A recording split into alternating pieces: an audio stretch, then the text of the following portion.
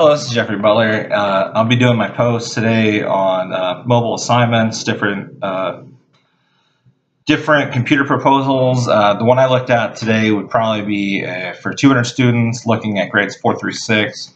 It's a relatively fun and growing time in a student's life as far as like the amount of outside information they're looking to get as far as moving past fundamentals and kind of building off those in a lot of ways as far as when they really start picking up their history, their social studies, mathematics become more complex, things like that. So I think it's a really good time to see where technology can be introduced to help grow and develop that. And in a lot of ways, a new level of assistance for a teacher. I know through like Khan Academy and stuff like that, it really allows the teacher to bring in a kind of an expert in the field without having to bring an actual expert in the field. It's something they can click through and reference, or they can even study and store to bring up later to help them go through a discussion. Something as simple as going through their Promethean board or overhead using it, or something that they can actually have a student be able to access through their netbook or their Chromebooks and take home and work on it as far as like their assignments. So for what I looked at, the proposal I would have would be for 200 students. I looked at the Google G Suite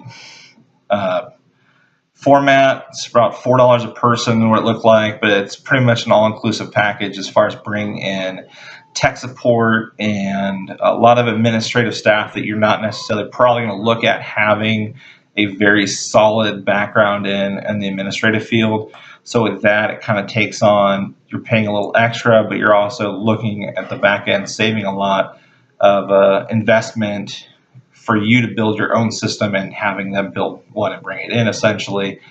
It also breaks down to about $4 per student. There's different ways to reduce costs as far as like the demographics of the students, or different packages that actually bring the cost down to as low as $0 to $2 per student. It's a reoccurring payment, so it's a little bit better. You're not looking at trying to get a $15 million endowment to drop into it just to do it again in 15 years or 5 years. It's a reoccurring payment, which reduced costs because you're paying it over a period of time. It is kind of difficult, especially in an educational budget, to bring in a large payment that you have to reoccurringly pay. However, it also gives it a little bit easier to break out as far as like how much per student is costing the system, as far as if you're going to get reimbursement through federal or state funding or through private donations, things like that, as far as like an information or technology endowment. So for what I looked at, the biggest part of the implementation that I looked at doing, for one, would just be kind of a structured and thought out, deliberate installment plan.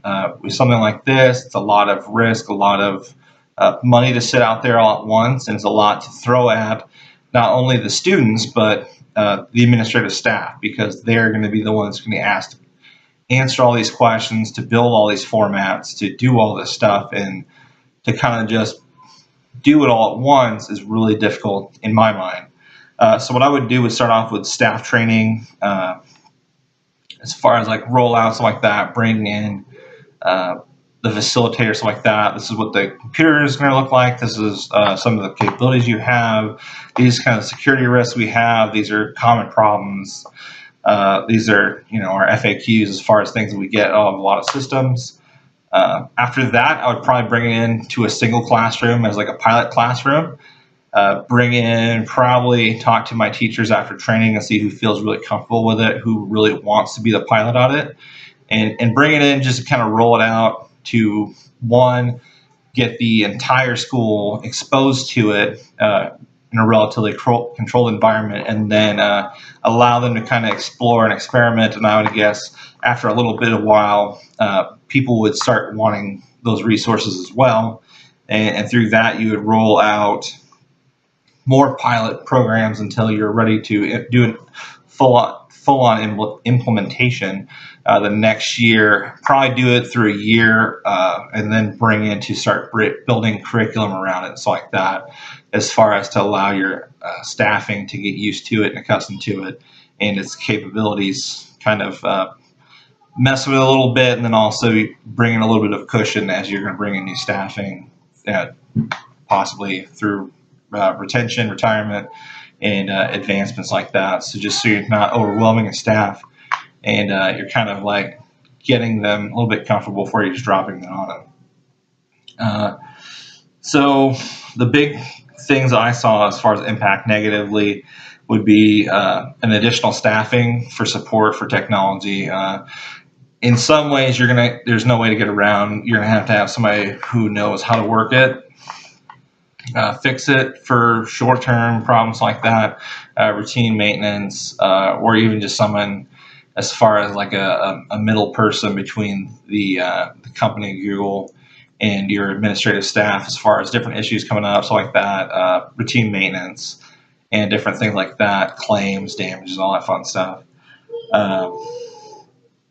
The other downside would be just the additional cost of computers. Anytime you're bringing on something like that, even with a pilot program rolling out to a full program, it is an additional cost you're not necessarily looking at doing all the time. However, it's a reoccurring payment, so it is at a reduced rate. The upside to it, from what I saw, is one big thing is the just vast amount of possibilities you can bring in technology, as far as resources you can bring into students, as far as moving past just a simple classroom and textbook and moving it into a more interactive environment with what resources are already out there and building off that. Another side of it would just be the simple fact that you're probably reducing your paper, which is one of the highest administrative costs for a school. Reducing that because you're not printing out as much, you've kind of done some more interactive work. Another plus side to what I saw as far as like teachers developments like that is the availability to build out a structure and then advance off it, as far as like implementing new information and updating material, to reusing lesson plans, to being able to submit a digital lesson plan for an administrator to look at, or having something clear cut to pass on to a counterpart. Say if you have multiple fourth grade teachers, they can kind of look at it and base it off what the other teachers are doing, so you have a similar format going across the building. So that's what I really saw as far as the use of it, the modification of it, the upsides and the downsides of it. I really think that truly, if you're